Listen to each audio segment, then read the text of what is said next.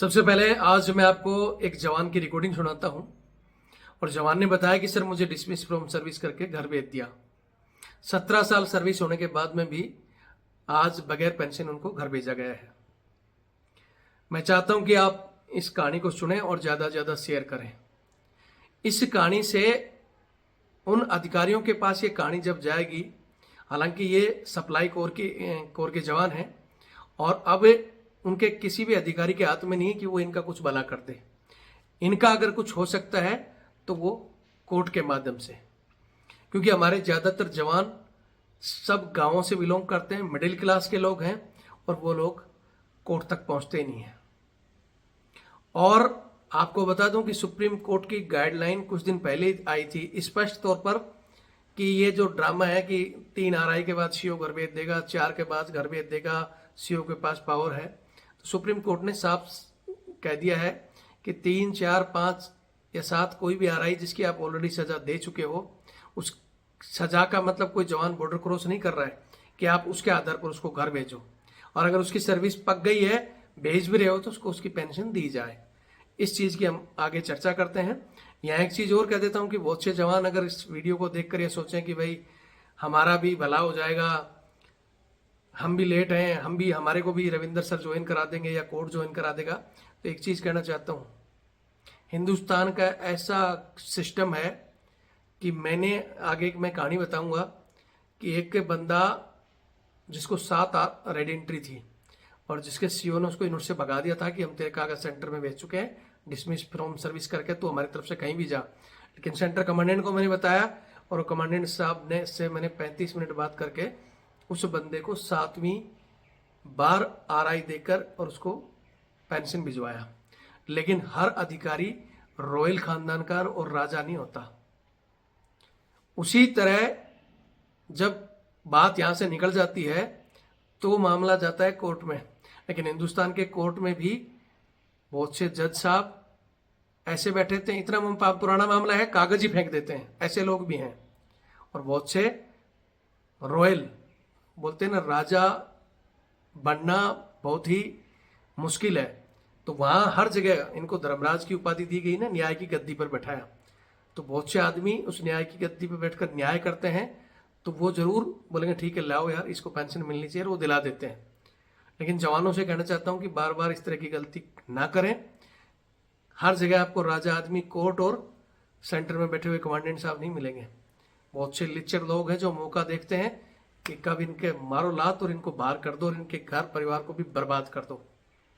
तो इस तरह की गलती ना करें। आपकी पेंशन पकी हुई है, बार बार उस गलती को कर रहे हो तो रविंद्र फौजी भी आपका सपोर्ट नहीं करेगा। लेकिन कहानी सुनाने का मकसद है कि भविष्य में ये जो गलतियां करते हैं ये लोग अपने आप को जो बोलते हैं कि हम राजा हैं, लेकिन वो लिच्चर लोगों को अपना किया हुए पर पछतावा हो, तो भविष्य में वो इस तरह की कहानी किसी जवान के साथ ना करें। अगर कोई गलती करता है तो न्याय ये कहता है कि गलती करने वाले को पनिशमेंट दो, लेकिन आप खुद अन्याय कर रहे हो कि उसकी पनिशमेंट के साथ साथ उनके घर वालों को जो उनकी पेंशन और जो बेनिफिट मिलने हैं आपने उनको भी खत्म कर दिया। तो ये है अन्याय। तो आज ये कहानी इसी पर आधारित है। कहानी लगभग आगे मैंने 24 मिनट का स्पीच मैंने दिया है, 12 से 13 मिनट की रिकॉर्डिंग इस जवान की है। समय मिलता है तो पूरी देखना, शेयर कर। मेरा नाम है साहब लाल बहादुर। आर्मी नंबर है साहब 1389 5889। अच्छा जी। सिपाही एमटी लाल बहादुर। सिपाही एमटी लाल बहादुर जी। एएससी। जी सर। अच्छा अच्छा, मतलब पहली बार आप 2 दिन लेट थे? जी, फिर 15 दिन लेट हुआ। फिर 15 दिन लेट, और तीसरी रेड एंट्री आपको स्पीड? हाँ जी हाँ जी। और स्पीड मिनट में नहीं, मिनट में तो लिया ही नहीं था। मैं बोला था आप रिकॉर्ड में रिपोर्ट करो सेंटर में। तो फिर सेंटर में 8 महीने रख के? हाँ जी, डिसमिस फ्रॉम सर्विस कर दिया। तो उसमें सेंटर कमांडेंट कुछ नहीं मिला मेरे। किया किसने था? सेंटर कमांडेंट ने या सीओ ने? किसने किया था? सीओ ने साहब। कौन था सीओ साहब? लेफ्टिनेंट कर्नल ये के यहाँ था। अच्छा, सेंटर कमांडेंट कौन थे उस समय? इतना तो था, नहीं पता था मेरे को। सेंटर कमांडेंट से मिले भी नहीं आप, इंटरव्यू वगैरह भी नहीं लिया? नहीं जाने दिया था, जाने सीधा नहीं। उसमें रेलवे स्टेशन पर छोड़ दिया था उन्होंने। अच्छा अच्छा। जय हिंद, जय भारत, वंदे मातरम। मैं रविंद्र फौजी। साथियों, अभी आपने जो ये छोटी सी रिकॉर्डिंग सुनी है, ये हमारे भारतीय सेना के सप्लाई कोर के जवान थे जिनको डिसमिस फ्रॉम सर्विस करके घर भेज दिया गया। तो आगे इनकी लगभग 10 मिनट की रिकॉर्डिंग है। मैं चाहता हूं कि आप वो सुने और कहानी को शेयर जरूर कर दें। और एक चीज और कि इस कहानी को देखकर बहुत से लोग, अलग अलग तरह के लोग होते हैं, अलग अलग तरह के कमेंट्स करेंगे। और यहां मैं एक चीज बता देता हूं कि हर आदमी के दो चेहरे होते हैं, एक जिसको आप देख रहे हो और एक इसके पीछे का। उसी तरह हमारे अधिकारीगण, एक अधिकारी होता है रॉयल अधिकारी और एक होता है लिच्चड़ अधिकारी। अच्छा, इन दो के अलावा भी एक होता है सिंपल आदमी जिसको रॉयल्टी से भी मतलब नहीं और लिच्चड़ पने से भी मतलब नहीं, लेकिन वो बोलता है मैं तो कानून को फॉलो करता हूं और इसलिए इनको डिसमिस फ्रॉम सर्विस करता हूं। तो आज इन सब मैटर पर हम बात करेंगे। एक चीज और आपको बता देता हूं, जो हमारे कुछ है कि खुद घटिया आदमी, जैसे मैंने बताया ना कि हर आदमी के दो चेहरे होते हैं। जब अपने आदमी खुद से गलती होती है या कोई अपने करीबी से गलती होती है तो लोग उसका पक्ष लेते हैं, और जब कोई दूसरा गलती करता है तो उस पर लंबे चौड़े भाषण देकर कमेंट्स करते हैं। यानी हमारे अधिकारीगण अगर खुद किसी भी प्रकार की गलती, चाहे जवानों का मिसयूज की बात हो या सरकारी संपत्ति का गबन करना हो, सरकारी गाड़ियों में मैडम बच्चों को घुमाना हो, जवानों से घटिया बूट पॉलिश कच्छे तक धुलवाना, इस तरह के काम करते हुए उन्हें किसी नियम कानून का कोई दिमाग में कहीं प्रेशर नहीं आता। उस समय वो नहीं देखते कि हम कानून तोड़ रहे हैं या नहीं, वो अपने फायदे के लिए कानून तोड़ते हैं। लेकिन जवान से गलती होती है उस समय बिल्कुल जो सिंपल प्रकार के अधिकारी होते हैं वो पूरा नियम फॉलो करके डिसमिस फ्रॉम सर्विस कर देते हैं। लेकिन हर अफसर लिच्चड़ नहीं है, हर अफसर ही सिंपल नहीं है। बहुत से अफसर रॉयल है, खानदानी रॉयल्टी है और उन्हें बोला जाता है, बोलते हैं राजा। तो आज मैं इस वीडियो के दौरान सभी चीजों पर डिस्कस करूंगा। मैं यहां ये नहीं कहता कि हर स्थिति में जवान सही है और अफसर गलत है, ये भी नहीं कहता। इस वीडियो में कुछ एक चीजें जो जवान की गलतियां रही हैं वो भी मैं आपको बताऊंगा। और एक चीज बताने से पहले ये भी कह देता हूं कि कोई भी जवान इस तरह का वीडियो सुनकर ये नहीं सोचना कि भाई रविंद्र फौजी आपको बचाएगा, ऐसा भी नहीं है। हमारा काम है ये कहानी आप तक शेयर करना और इनको रास्ता दिखाना। इस कहानी से पहले ये भी बता देता हूं कि बहुत से लोग जिनको टांग खींचने की आदत है, जो खुद हमारे नीचे तबके के लोग भी हैं, जवान भी हैं, जेसीओ भी हैं, उसमें जो खुद जेसीओ बनने तक, मैंने देखा था एक श्रीमान जी को मऊ के अंदर, गोल्फ के अंदर जेसीओ बनने तक साहब का सहायक ही रहा है। मतलब बस हौलदार बन गया तो एडम एनसीओ बन गया उसका, जेसीओ बन गया तो एडम जेसीओ। और काम वो जो साहब गोल्फ खेलता था तो उसकी बॉल उठाकर लाकर देता था, साहब का बैग उठाता था। बल्कि साहब बोलता था, साहब अब तो आप सूबेदार बन गए हो, केडी को बुला लो, आप मत करो, या मेरा वो बंदा कहा है उसको बुला लो। और नहीं नहीं साहब अब कितने जावांगा आपा, हम तो सर्विस ही नहीं बची। हम भी कहते थे साहब सूबेदार बन गए अब तो चले जाओ। गोल्फ का चार्ज हमारे पास था वहां, तो हम उनको कहते थे साहब सूबेदार बन गए, तो बोलता अरे यार साहब की कृपा है, आपा तो पढ़े लिखे नहीं थे, साहब ने बढ़ाया, अब यूनिट में जाके कहाँ धक्के खाऊंगा, मेरे को तो कुछ आता ही नहीं है। लेकिन वो आदमी बेचारा चलो सिंपल आदमी था, वो ना तो इस चीज का बुरा मानता था और ना ही यूनिट में जाकर किसी को तंग भी किया हो, चलो वो भी ठीक है। लेकिन कुछ चमचे जो सिपाही से लगाकर नायक हवलदार जेसीओ बनने तक बड़ी मुश्किल से वहां से आते हैं मैडम और साहब की सेवा को छोड़कर, और फिर यूनिट में आकर वो पूरा ऐसे झाड़ेंगे रोब कि मैं तो पता नहीं कहाँ कद्दू में तीर मार कर आया हूँ। और फिर वो कहीं जैक सैक से सूबेदार मेजर भी बन जाते हैं, ऑनरी कैप्टन भी बन जाते हैं, और फिर वो गांव घरों में आकर भी लेक्चर झाड़ते हैं। और वही आदमी हमारे इसमें कमेंट्स भी करते हैं बड़े लंबे तगड़े। तो मैं उन सबको इतना जरूर कहना चाहूँगा कि एक बार वीडियो में पूरी कहानी सुनकर फिर आपको लगे उस हिसाब से आप कमेंट्स किया करो। और ये कमेंट्स करने से हमें, मैं हालांकि मैं जवाब नहीं देता, क्योंकि मेरे को बहुत से लोगों ने समझा दिया कि सर कुत्तों को अगर जवाब देने लगोगे तो जो आप काम कर रहे हो उसमें आप बिछड़ जाओगे।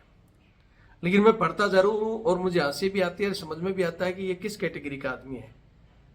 ठीक है, तो अगर ग्राउंड में जो काम किया हुआ आदमी, वो जवान का दर्द समझ सकता है। और कुछ रॉयल अधिकारी, इस वीडियो को, ये जो इनकी घटना सुनाने से पहले मैं एक छोटी सी कहानी और बता देता हूं। सबसे पहले जो सवाल खड़े होंगे कि आप हमेशा अनडिसिप्लिन जो डिजास्टर सोल्जर है या जो ऐसा डिफॉल्टर है उसी का सपोर्ट लेते हो, तो मैं आगे कहानी में ये भी बताऊंगा। मैंने इनसे बात की है, सारी चीज़ों का मैंने जवाब भी मांगा और कहा भी है कि भाई आप गलती कर रहे हो। मैं किसी भी डिफॉल्टर का या किसी का नहीं देता, लेकिन किसी को डिफॉल्टर बना दिया जाता है। और कभी कभी रॉयल अधिकारी, अगर काश हमारे टाइम में ये केस हुआ होता, मैं भी आपको बताऊंगा। मेरे एक कुक था, वो जब भी छुट्टी जाता था लेट आता था, और उस बंदे को 6 रेड एंट्री हो गई थी और उसकी आदत ही पड़ गई थी। पहले तो उसको बड़ी मुश्किल से छुट्टी दी जाती थी, जाता था तो लेट ही आता था, और लेट आते आते उसको 6 रेड एंट्री हो गई। जब 7वीं बार वो लेट हुआ, 21 साल लगभग उसकी सर्विस होने वाली थी, 7वीं बार भी लेट हो गया तो उसके सीओ ने उसको गेट में घुसने नहीं दिया। बोले बाहर करो इसको, बोले इसका साला का रोज का ड्रामा है, मेरे बस की नहीं है। क्योंकि हर सीओ, मैंने बताया ना कि हर आदमी रॉयल्टी नहीं रखता, हर आदमी जवान और उसके परिवार के बारे में नहीं सोचता। उसको वापस भेज दिया गेट से कि भाग जा तू, अब हमारे काम का नहीं है। फिर वो बेचारा धक्के दुक्के खाकर सेंटर में गया, वहां भी जो नीचे लोग बैठे रहते ना, उन्होंने उसको तुरा दिया। बोले भाई अपनी यूनिट में जा, तेरी यूनिट बीच में है, हमें कोई मतलब नहीं है। और बंदा पहले ही लेट था और 2-4 महीने घर रह गया। अब कहीं से उसने मेरा वीडियो देखा, उसकी वाइफ ने देखा, उसने, महाराष्ट्र का बंदा था, उसने मेरे को कॉल किया, उसकी वाइफ ने, कि साहब हमारा भी एक घर से, बोले इनकी 21 साल सर्विस हो गई और ये आज इनको, उस समय उस जवान को तकरीबन 13 से 14 महीने लेट हो गया था। तो 14 महीने बाद मैं, जैसे मेरे को उसने बताया, मैं उनसे बात कराओ मेरी, तो मैंने बात किया। बोले हाँ जी बताओ। बोले सर मैं 14 महीने लेट हो गया, 2-3 बार मैं यूनिट के चक्कर मारा, मेरे को लिया नहीं, सेंटर में भी गया, मेरे को भगा दिया। तो बोले सेंटर कमांडेंट से मिले? बोले मिलने ही नहीं दिया। फिर उसने मेरे को बताया, उनको कौन से सेंटर से हो, तो कुदरती वो हमारे इंजीनियर का जवान था। और इंजीनियर के अधिकारी पढ़े लिखे हैं, इसमें तो कोई दो राय नहीं है, और बहुत से रॉयल अफसर हैं इंजीनियर में। मैं नहीं कहता बहुत से लोग यहाँ भी मिर्ची लगना शुरू हो जाएगी कि रविंद्र फौजी तो इंजीनियर का है तो उनकी बढ़ाई कर रहा है, ऐसे नहीं है। हमारे में भी लिच्चड़ों की कमी नहीं है, लेकिन ज़्यादातर रॉयल मिलेंगे, पढ़े लिखे मिलेंगे। उसके अलावा ऐसी बात नहीं है, इन्फेंट्री में भी आप से राजरेफ में देखो, राजपूत में देखो, जाट रेजिमेंट में, सिख रेजिमेंट में। अभी सिख रेजिमेंट का मेरे पास आए थे एक केस, कमांडेंट से बात हुई, रख लिया उसको। तो जैसे इसकी मैं बता रहा था,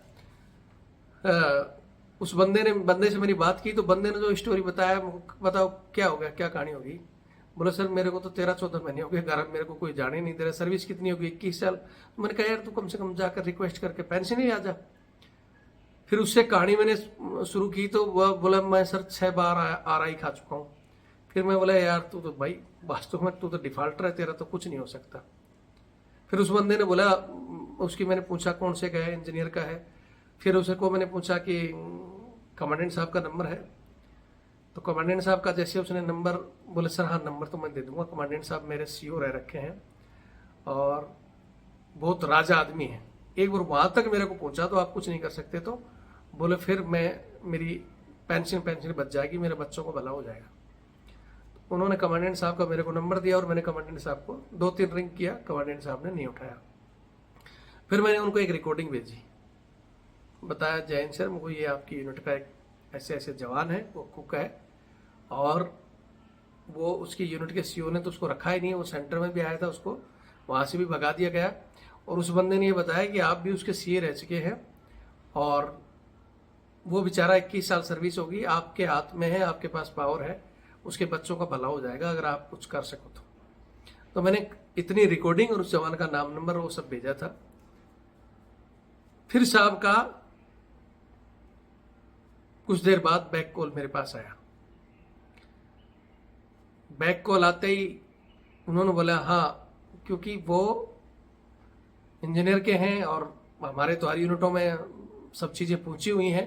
उन्होंने बोला रविंद्र जी, आप हमेशा डिफाल्टर जवानों के लिए ही मैसेज और क्यों करते हो, उनकी सिफारिश क्यों करते हो? आपको पता है? बोला वो 6 रेड एंट्री वाला है और पता ही है कि आर्मी एक्ट में 3 रेड एंट्री के बाद में भी सीओ घर भेज सकते हैं। तो मेरे को हंसी आ गई कि मैं बोले साहब, जब नियम है और सीओ को पावर दी गई है तो फिर 3 रेड एंट्री के बाद भेजा क्यों नहीं? क्योंकि 5वीं और 6ठी एंट्री तो आपने ही की है इसकी, तो आपने क्यों नहीं भेजा? चलो 3 वाले नहीं भेजा, चौथे नहीं भेजे, 5वीं और 6ठी रेड एंट्री तो श्रीमान आपने दी थी और आपके टाइम में भी ये 2 बार लेट हुआ, आपको रिकॉर्ड भी इसका पता था, आपने क्यों इसको बचा लिया? बोले यार मैंने तो सोचा कि चलो थोड़ा सर्विस हो जाएगी इसकी और इसके बच्चों का भला हो जाए। तो मैंने बोला साहब, मुझे भी आपके बारे में पूरी जानकारी मैंने हासिल की और आप बंदा खुद भी बोल रहा है कि हमारे साहब राजा आदमी है। पहले भी 2 हालांकि उनको पनिशमेंट दी है, लेकिन जो उससे बातें हुई है कि ये कितने कितने दिन लेट सारा आप चाहते तो उसी टाइम इसको भेज देते, लेकिन आपने उस समय बचाया। दूसरा, आपने मेरा फ़ोन तो नहीं उठाया, लेकिन मेरी 2 रिकॉर्डिंग के बाद आप बैक कॉल कर रहे हो, तो आपकी जो काबिलियत पे है और जो बंदा बता रहा है और आपका जो रिकॉर्ड देखकर मुझे ये तो क्लियर हो गया कि आप वास्तव में रॉयल अफसर हो और कोई दो राय नहीं कि आप एक राजा आदमी हो। और आपके हाथ में आज भी उसको बचा। बोले यार मैं क्या करूँगा, उसका सीओ नहीं मानता था।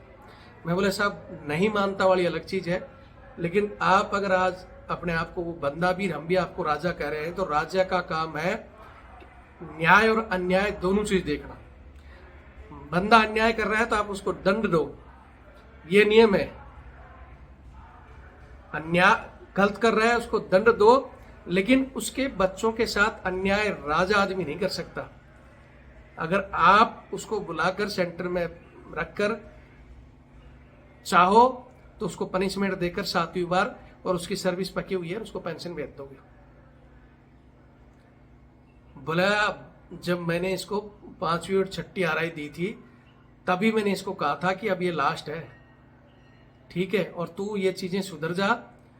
और मैं उस समय भी इसको सोच रहा था कि इसकी सर्विस पूरी हो जाए तो भेज दूंगा, लेकिन इसकी सर्विस तो हो चुकी थी 15 से ऊपर, लेकिन जो इसका लेट का और आरआई का जो रिकॉर्ड हमने टोटल किया तो वो माइनस करने के बाद में इसकी सर्विस कंप्लीट नहीं हो रही थी, इसको पेंशन नहीं मिलनी थी। इसलिए मैंने इसको कम से कम सजा देकर इसको बोला था कि अब मत करना कुछ भी। उसके बाद मैं वहां से प्रमोट होकर सेंटर कमांडेंट लग गया और ये हड़ा फिर लास्ट में इसने गलती कर दी। अगर ये और कुछ टाइम निकाल लेता तो इसको पेंशन मिल जाती। अब वो दूसरा सीओ आ गया तो मैं बोले साहब, सीओ आगे कागज तो आपके पास आगे होंगे, क्योंकि सीओ का जो रोल था यूनिट तक था, जब लास्ट होता है, जब बंदा नहीं आता तो आपके पास उसने डॉक्यूमेंट भेज दिए होंगे। जब सीओ के पास बंदा गया ही नहीं तो सीओ तो उसको निकाल तो कर नहीं सकता, डिसमिस तो कर नहीं सकता। अब डिसमिस सेंटर करेगा, आपके हाथ में है। फिर बहुत देर मैंने बात की, उनकी वाइफ का नंबर भी दिया, वाइफ की रिकॉर्डिंग भी भेजी, और ये तो मुझे पहले ही बात में पता चल गया था कि रॉयल आदमी है। इतनी देर बात करने का, साहब से लगभग मेरी 30-35 मिनट बात हुई, तो 30-35 मिनट का बात करना अगर कोई अधिकारी कर रहा है, सुन रहा है, तो मुझे ये तो पूर्णतः भरोसा था कि साहब जरूर न्याय करेंगे। और अंत में साहब ने बोला ठीक है उसको भेजो। वो बंदा आया, बोले साथ में उसकी भेजना उसकी वाइफ को, और कोई गार्जियन हो तो बच्चों को लेकर आएगा गेट पर, मैं बता दूंगा हालांकि, लेकिन लेकर आए। फिर वो गेट में बच्चों को और उनके साथ वो लेकर गया, उनकी वाइफ से आवेदन लिखाया गया और उसको वहाँ ज्वाइन किया गया। 7वीं बार उसको पनिशमेंट दिया गया और फिर कुछ दिन रखकर और उसकी सर्विस जैसे ही देखा कि हाँ अब कंप्लीट है, जितनी भी माइनस थी वो एक्स्ट्रा कराकर, और कमांडेंट साहब ने उसको फटाफट रिटायर कर दिया। बोला क्योंकि इसकी आदत नहीं सुधरेगी, ये फिर जाएगा और फिर पता नहीं कौन क्या होगा और ये धोखा खा जाएगा, इसलिए कमांडेंट साहब ने उसको पेंशन दे दी। तो ये होता है किसका काम? रॉयल्टी रखने वाले एक राजा का, जो अपना आपको बोलते हैं ना कि मैं बॉस हूं, राजा हूं, बाप हूं रेजिमेंट का, ये होता है बाप का काम। और इनके साथ आज जो मैं कहानी बता रहा हूं, जिनको 17 साल कंप्लीट होने के बाद में सूखा घर भेज दिया गया, वो सीओ साहब अगर बोले कि मैं बाप हूं, राजा हूं, तो ना ही तो बाप है और ना ही राजा है। हाँ, उसने अपना फौज का फर्ज तो निभा दिया, लेकिन अगर वो सीओ साहब तक एक कहानी पहुंचे तो अपने बीवी बच्चों की या भारत के संविधान की इसकी कसम खाकर, जहां साहब आप तो वैसे भी ब्राह्मण हैं, आप कसम खाकर गीता की कर सकते हो कि क्या आपने जिंदगी में गलतियां नहीं की। कहानी थोड़ा सा वीडियो बड़ा होता जा रहा है। मैं खुद एक बार दिल्ली में था सप्लाई में, यहां तक कि सला एक बार मरे हुए बकरों का मीट ठेकेदार लेकर आ गया था, सड़ रहे थे, और एक डॉक्टर साहब स्टैंप लगती है मीट के ऊपर, आपने, क्योंकि मैं उस समय सप्लाई में गया था लाने के लिए, तो डॉक्टर मोहर लगाता है तो पास होता है वो। तो डॉक्टर ने आया, देखा, बोले ये तो बेकार हो गया, मैं नहीं लगाऊंगा। डॉक्टर साहब वापस चल दिए और सप्लाई का एक ओसी साहब, क्योंकि ठेकेदार उसकी साठगांठ थी, ओसी साहब ने ठेकेदार को लेकर गया, बोले डॉक्टर साहब को साथ बैठ, चलो तुम्हारी बात कराता हूँ। और वो गए साइड में, अब क्या किया क्या नहीं ये तो पता नहीं, लेकिन बाद में ठेकेदार से मैंने पूछा, यार ये तो बकरे होते कैसे हुआ? बोले भैया 10,000 की एक गड्डी दी और ठक ठक बाद में वो स्टैंप लग गई और वो मीट पास हो गया। ऐसे में हजारों उदाहरण दे सकता हूँ मेरी सर्विस के दौरान के, लेकिन उस समय हमें ये पता नहीं था क्या कहानी है।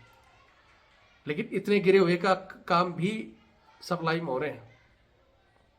ये चीजें तो फिर मैं कह रहा हूं, या तो साहब कहे कि उसने नहीं किया है, गाड़ियों का मिसयूज, अपने बच्चों के लिए मैन पावर का मिसयूज, सब चीज किया होगा। आज फिर कह रहा हूं, कहानी लंबी हो जाएगी। ये कहानी मेरा बताने का मकसद था कि अच्छे अधिकारी होते तो वहीं इनको सर्विस कंप्लीट हो गई थी, पेंशन भेज दिया जाता, लेकिन पेंशन नहीं भेजा, डिसमिस फ्रॉम सर्विस कर दिया। उसके बाद ज़्यादातर जवान गांव से आते हैं, इनको कोई पता नहीं कि क्या करना है क्या नहीं। ये जवान इधर उधर हाथ पैर मार के दिल्ली में एक बता रहे हैं कि वकील साहब थे, कोई लेफ्टिनेंट कर्नल साहब, उनके पास पूछा, उन्होंने बस चिट्ठी पत्र लिखी और इसका बकाया पैसा मंगा दिया। तो मैंने बोला कि मैं उनसे बोलना था कि मेरी सर्विस नहीं तो कम से कम पेंशन ही दिला दो।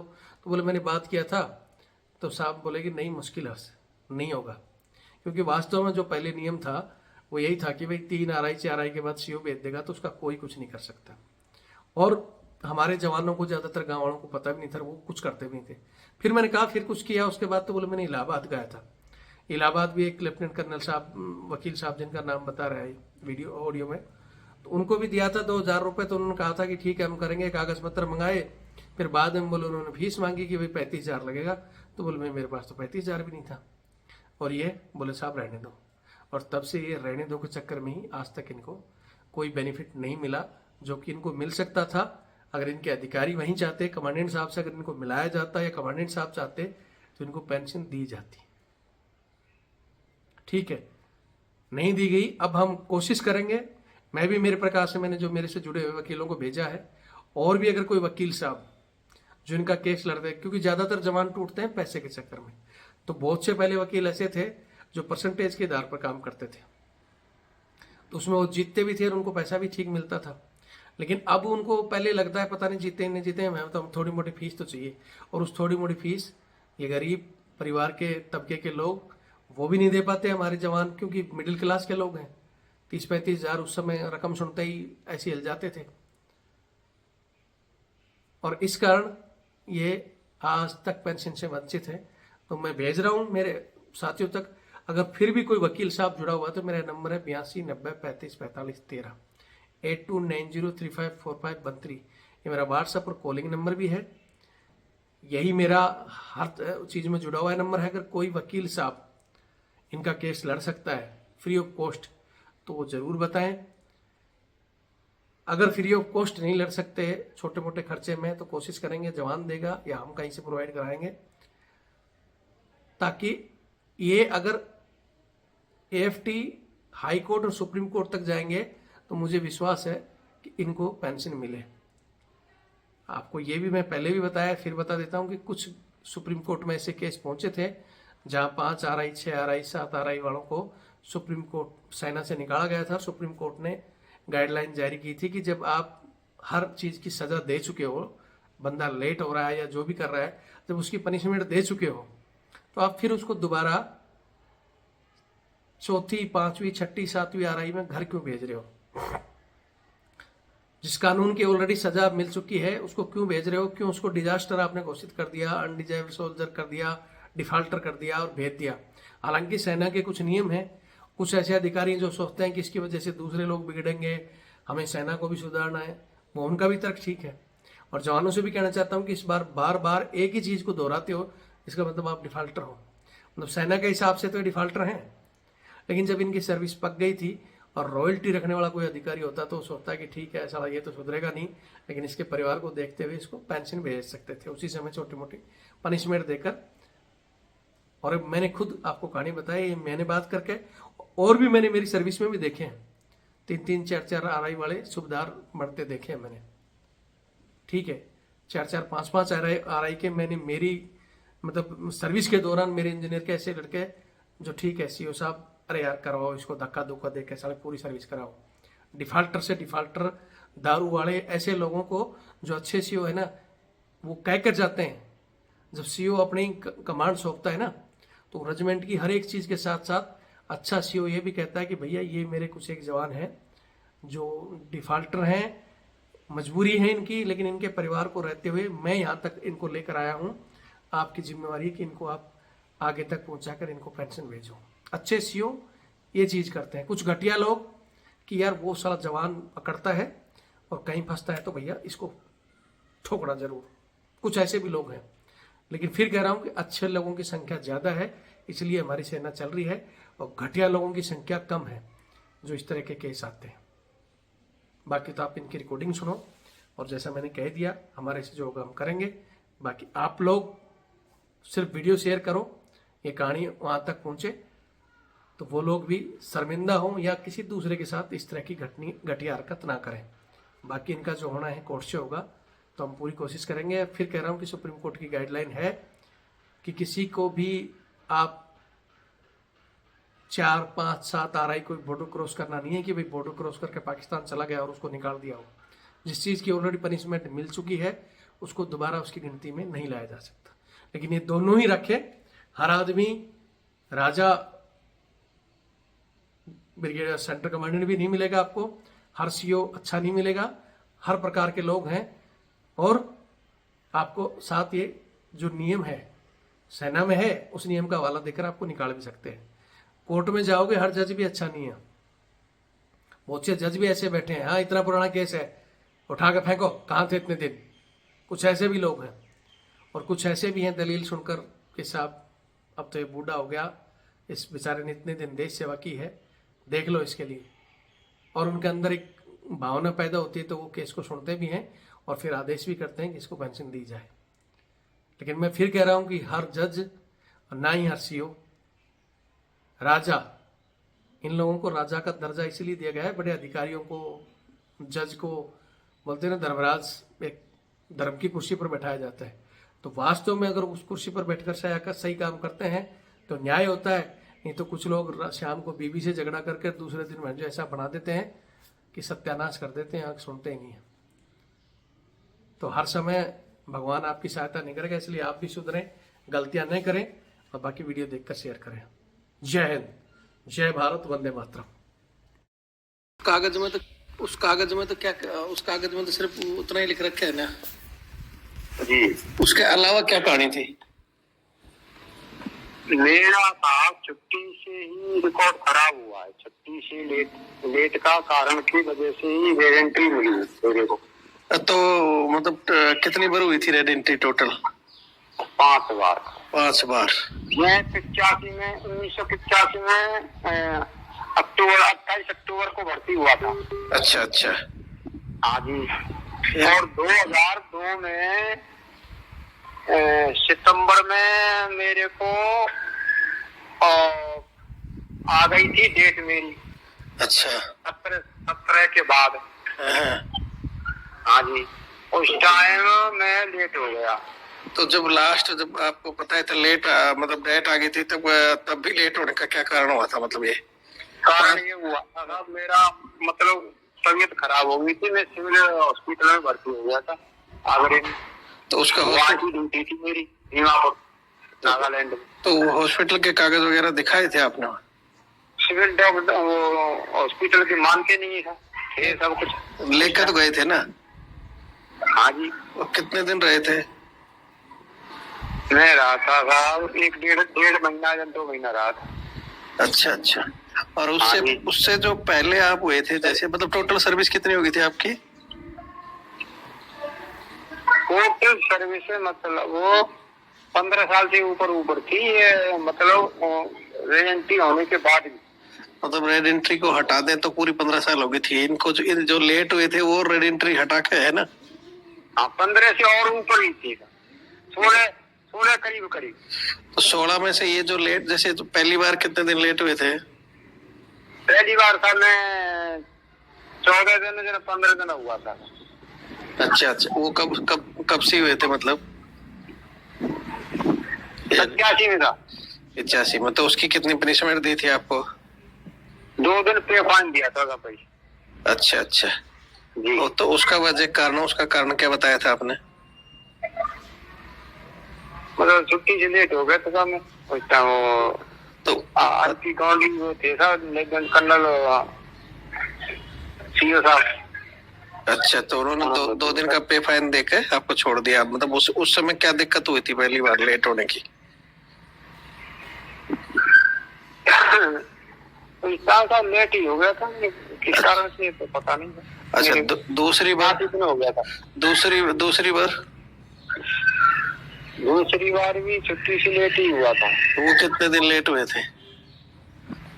मतलब ऐसा हुआ था मेरे पास कागज तो बने हुए रखे थे वो। मैंने वो एप्लीकेशन लिखवाया था। नहीं आपको जो याद है आप तो मोटा मोटा मेरे को बता दो। दूसरा बार कितने दिन लेट हुए थे? एक बार हुआ था मैं साहब 28 दिन 1 महीना 1.25 महीना हुआ था। दूसरी बार में कितनी सजा दी थी आपको? 28 दिन दिया था। दूसरी बार में 28 दिन? हाँ 14 दिन पे फाइन। 14 दिन पे फाइन भी 28 दिन RI भी? जी। अच्छा। फिर तीसरी बार? तीसरी बार मैं साहब ये गाड़ी से देहरादून में मतलब ओवर स्पीड का वो बना दिया था CMP वालों ने। अच्छा। वो मतलब यूनिट में भेज दिया था। अच्छा। तो उसकी पनिशमेंट हुई थी वो? जी। तीसरी बार। जी। अच्छा। चौथी बार भी वही पे फाइन वो हुआ था साहब छुट्टी से लेट। कितने दिन हुए थे उसमें? मतलब ये 15-20 दिन हुआ था। ऐसे हुआ था। तो उसका क्या कारण? लास्ट में हुआ था साहब मैं ज्यादा दिन लेट। नहीं तो उसका क्या कारण था दूसरी बार का और चौथी बार का?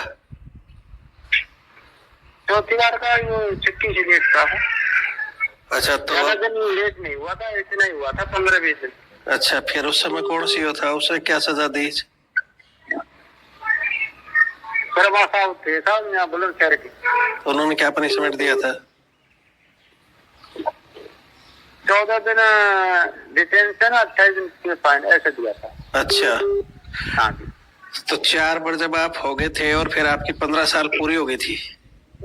हाँ जी। तो फिर या तो उस समय पेंशन आ जाना था। फिर ये लास्ट में लेट तो मतलब आप कुदरती बीमारी ये जो 4 सजा हुई थी तब तक कितनी सर्विस हो गई थी आपकी? मेरी 13-14 साल हो गई थी लास्ट सजा हुई जब। और जब लास्ट सजा हुई थी जब तो मेरी 16-17 साल हो गई थी। नहीं, 2-3 महीना बाकी था 17 साल। लास्ट के अलावा जो पहले जो सजा हुई थी वो 4 सजा जो हो चुकी थी, तब तक आपकी सर्विस कितनी थी? 14-15 साल थी। फिर उसके बाद में आपने 2-3 साल बढ़िया सर्विस की, कोई दिक्कत नहीं आई? कोई दिक्कत नहीं आई। तो फिर आप 15 होते उस समय जब आपको लग रहा था, कोई सीओ ने बताया नहीं, सीओ साहब ने, कि भाई आप इतनी पनिशमेंट हो रखी है, दिक्कत है, ऐसा अच्छा आप चले जाओ, पेंशन आ जाते उसी समय?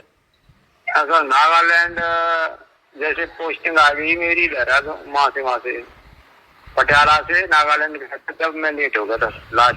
तो लास्ट में कितने दिन हुए थे आप? लास्ट में हुआ था मैं 182 दिन। 182 दिन जी। और हॉस्पिटल में कितने दिन रहे थे? हॉस्पिटल का क्या था उसका? सिविल हॉस्पिटल का था, एडमिट था आगरे। कितने दिन का एडमिट था वो? आप डॉक्टर ने कितने दिन दे दिया था आपको एडमिट का? 2 महीना रहा था क्योंकि एकदम वो हो गया था, बीपी हाई और मतलब कई बीमारी हो गई थी। तो उस समय अपनी एमएच वगैरह नहीं थी कि आपके आसपास? सब उस एमएच में गए नहीं? मथुरा एमएच में गया था 4-6 दिन रखा था उन्होंने, फिर भेज दिया था। फिर रास्ते में मेरी तबीयत खराब हो गई, आगरे में एडमिट हो गया सिविल। अकेला ही था मैं। तो उस समय लास्ट में कौन था सीओ साहब? लास्ट में थे था जी के पूजा साहब, बिहार के थे। अच्छा, तो उन्होंने फिर आपको मतलब ये सीधा जी डिसमिस करके दे दिया? डिसमिस फ्रॉम सर्विस कर दिया। अच्छा, तो आपने उनसे किया नहीं कि भाई साहब मेरी पेंशन की पकाइए, रिक्वेस्ट वगैरह कुछ नहीं की? खूब कहा था, कुछ सुना ही नहीं उस टाइम का उन्होंने, कुछ भी नहीं। क्यों साइन करा लेते हैं उस टाइम? तो कब किया था आपको? 2001 में। तो 2001 के बाद में फिर आप कोर्ट में गए कभी? वो ही किया था दिल्ली वालों ने, वो पैसा ही मंगा दिया था और कुछ नहीं कहा हमारे। पैसा तो वैसे भी आना था और कुछ भी नहीं। कौन था दिल्ली में? वकील साहब को उनको सर्विस के लिए नहीं किया था कि भाई मेरी पेंशन के लिए बताया था? बताया था। फिर क्या बोले? बोला होगा नहीं, यूँ कहा था उन्होंने। तो कौन से कोर्ट में लगाया था, आपको याद है? नहीं सर, इतना तो याद नहीं है सर। कौन वो सा? एसएम लेफ्टिनेंट कर्नल एसएम दलाल साहब। अच्छा। 28 सेक्टर में मकान है। वो उनका अभी नंबर है क्या? वो है आपके संपर्क में, जिंदे है कि नहीं है? पिछली साल बात की थी मैंने साहब, 1-1.5 साल करीब हो गए उसका। तो उस समय क्या बोल रहे थे वो? यूँ ही बोल रहे थे साहब, नहीं होगा। नहीं तो उनको बोलना था मेरा हाई कोर्ट से ऊपर सुप्रीम कोर्ट या कहीं लगाया, ऐसे पूछा था? इतना तो मैंने नहीं पूछा था। उनका नंबर है आपके पास? नंबर तो कब है? तो मेरे पास नंबर भेजना, हम पूछते हैं कि भाई आपका कहाँ, मतलब उन्होंने ये केस कब लगाया था, आपने लगाया कब था? ये साहब 2006 में लगाया था। 2006 में उन्होंने केस लगाया नहीं था भाई, तुमसे ना सुप्रीम कोर्ट उन्होंने लगाया नहीं, वैसे ही नोटिस वगैरह भेज के मंगाया था? हाँ। तो उसके बाद आपने कहा नहीं कि साहब पेंशन के लिए केस डाल दो, ऐसा कुछ नहीं बोला उस समय आपने? उन्होंने मना कर दिया था। अच्छा। हाँ, उनका नंबर भेजो। फिर उसके बाद आपने भी कहीं कोशिश नहीं की? ऐसे किया था साहब। उसके बाद क्या किया था? वहाँ किया था इलाहाबाद में। इलाहाबाद में क्या हुआ फिर? नहीं किया था, पैसे ले लिया था 2000 रुपये एक बार। बोला हम चेक करेंगे वहाँ पर रिकॉर्ड में आपके में क्या खबर आती है कि नहीं आती है। फिर हमने फोन भी किया था कई बार। हाँ बोला, फिर बाद में फोन ही नहीं उठाए उन्होंने। कौन थे वकील साहब? कर्नल अशोक कुमार जी। उनका भी नंबर है आपके पास? हाँ ऐसा। उनका भी नंबर भेजना। फिर उसके बाद में कुछ किया आपने कहीं? तो बाद में था कुछ नहीं किया। एक बार में 3 4 5 साल हो गया, बंगलौर सेंटर में गया, वहाँ पर कोई कुछ नहीं दिया। बंगलोर सेंटर में कुछ नहीं किया? नहीं है। अच्छा अच्छा। हाँ कोई नहीं, चलो आप मैंने भेजा है भी एक दो बंदों के पास में, पहले इनसे एक बार मेरे को नंबर दे दो ताकि एक तो कंफर्म कर लें कि इन्होंने हाई कोर्ट या एएफटी, क्योंकि 2008 से पहले तो एएफटी थी नहीं, उस समय तो लगाया कि नहीं लगाया इन्होंने। और ये जो इलाहाबाद आप बता रहे हो, तो इलाहाबाद इन्होंने हाई कोर्ट में डाला कि नहीं डाला? नहीं डाला था इन्होंने, तो इलाहाबाद वालों ने तो कुछ डाला ही नहीं। अच्छा अच्छा। हाँ, ये जो कह रहे थे साहब 35,000 रुपये पहले हमारे को जमा कराओ, अच्छा। उसके बाद बताएंगे कागजों के बारे में। हाँ हाँ। हमने फिर साहब दिए नहीं 35,000। अच्छा अच्छा, ठीक है, चलो मैं बात करता हूँ। एक बार मेरे को इनका नंबर भेजो, इन्होंने मतलब कोई कार्रवाई की है या नहीं की है? ठीक है। कोई कोर्ट के माध्यम से कहीं की है या सिर्फ नोटिस वगैरह से आपके पेमेंट मंगाया है? मतलब पेंशन के लिए अप्लाई नहीं किया आपने, ये है? नहीं नहीं किया। ठीक है ठीक है, उनका नंबर भेज दो आप मेरे पास। ठीक है ठीक है साहब, मैं बता देता हूँ आपको साहब अभी। बता दो, अगर चलो मैं बताना चाहते हो तो बताओ। ठीक है, कागज निकालता हूँ फिर बाद में फोन करूंगा 10 मिनट बाद। ठीक है ठीक है सर। नमस्कार सर। नमस्कार सर। मैं साहब खेतों की तरफ चले गया था, अभी देखा फोन में, बोला फोन उठाया। मैं बोल रहा हूँ, एक तो जो कागज आपने भेज रखा है वो जो फोटो वाला, उसमें एक तो ना तो नाम नंबर पढ़ा जा रहा है, ना कुछ और पढ़ा जा रहा है। और जो आपने कागज लिखा है एक, हाँ जी, उसमें नाम नंबर तो लिखा नहीं है आपने, कहानी लिखी है। और कहानी भी आप मेरे को कल बता रहे थे पहली बार 15 दिन लेट का बता रहे थे, उसमें 2 दिन लेट रखे है। तो वो एक होना चाहिए ना सारी चीजें, फिर वहां पता कैसे चल? पहले तो फर्स्ट में हुआ था मैं 2 दिन लेट, 2 दिन पे फाइन मिला। तो 2 दिन कहाँ आपने, तो उसमें मेरे को कल बता रहे थे 15 दिन लेट। और फिर बाद में हुआ था दोबारा में 15 दिन लेट।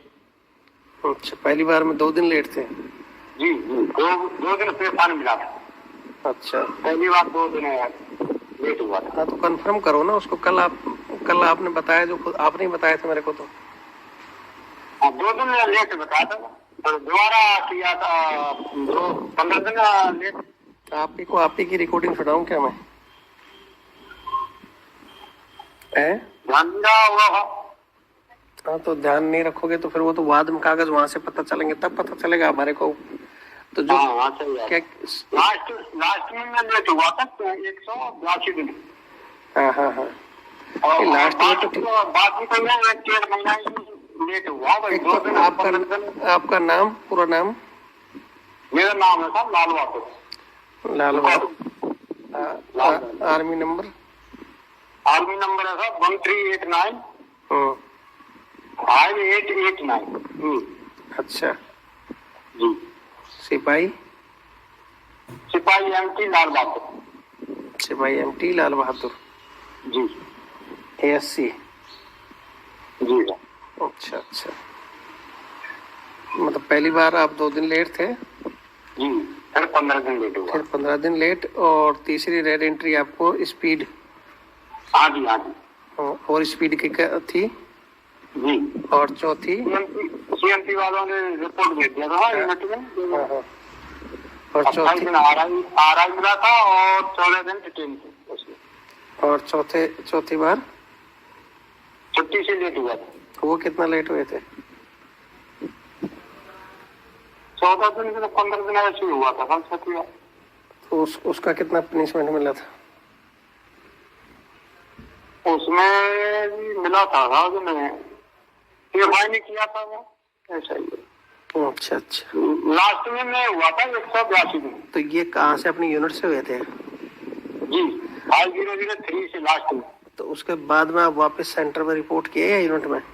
जी, उसमें सेंटर में रिपोर्ट किया। तो सेंटर ने रखा था आपको? रखा था मेरे को 8 महीने। फिर 8 महीने रख के सेंटर ने किया है, आपकी यूनिट में भेजा था? नहीं था, सेंटर में किया। तो ये भी आपने कल नहीं बताया, आपने तो बोला यूनिट में हुआ था मेरा। नहीं, यूनिट में नहीं, मिनट में तो लिया ही नहीं था, मैं बोला था आप रिकॉर्ड में रिपोर्ट करो सेंटर में। तो फिर सेंटर में 8 महीने रख के हाँ जी, डिसमिस फ्रॉम सर्विस कर दिया। तो उस कोई सेंटर कमांडेंट पेमेंट कुछ नहीं मिला मेरे को। किया किसने था? सेंटर कमांडेंट ने या सीईओ ने? किसने किया था? सीईओ ने साहब, कौन था सीईओ साहब? जयंत कंडेल ये के यहाँ साहब। अच्छा, सेंटर कमांडेंट कौन थे उस समय? इतना तो था नहीं पता था मेरे को। सेंटर कमांडेंट से मिले भी नहीं आप? इंटरव्यू वगैरह भी नहीं लिया? नहीं जाने दिया था, जाने सीधा नहीं? उसमें रेलवे स्टेशन पर छोड़ दिया था उन्होंने। अच्छा अच्छा, जी, ठीक। किसी से मिलने भी नहीं दिया मेरे को। तो इस कागज की थोड़ा साफ फोटो हो ना, तो एक बार वो